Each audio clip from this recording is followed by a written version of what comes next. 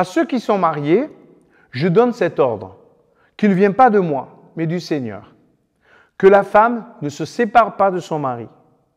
Au cas où elle se serait séparée, qu'elle ne se remarie pas, ou bien qu'elle se réconcilie avec son mari, et qu'un mari ne renvoie pas sa femme. Aux autres, voici ce que je dis, moi-même et non le Seigneur. Si un mari chrétien a une femme non croyante et qu'elle soit d'accord de continuer à vivre avec lui, qu'il ne la renvoie pas. De même, si une femme chrétienne a un mari non croyant et qu'il soit d'accord de continuer à vivre avec elle, qu'elle ne le renvoie pas. Le discours de Jésus et celui de Paul ne sont pas les mêmes et Paul l'assume.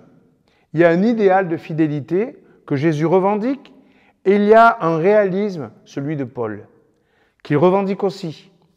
Il va davantage dans le détail. Il faudrait que l'on s'aime. Voilà ce que revendique Jésus. Mais il faut que l'on s'aime volontairement aussi. La différence entre la culture d'un croyant et d'un incroyant doit être entendue comme un simple exemple. Il y a des moments où le couple doit se poser la question du lien qui les relie de manière responsable. Jésus souhaite réconcilier ceux qui se séparent et nous devons faire de ce désir le nôtre, sans aucun doute. Jésus est venu sur terre non seulement pour nous réconcilier avec le Père, mais aussi pour nous réconcilier les uns avec les autres. Paul, cependant, rappelle ce principe de réalité. Ce lien ne dépend pas que de soi, mais aussi de l'autre. Comment faire pratiquement ? Faire ce que l'on peut pour maintenir le lien, mais ne pas chercher à aller plus loin.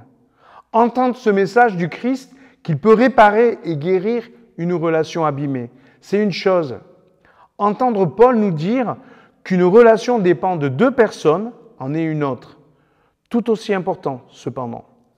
Ne fuyons pas nos responsabilités, mais respectons la liberté de l'autre.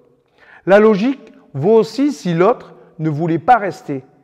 On le verra plus loin.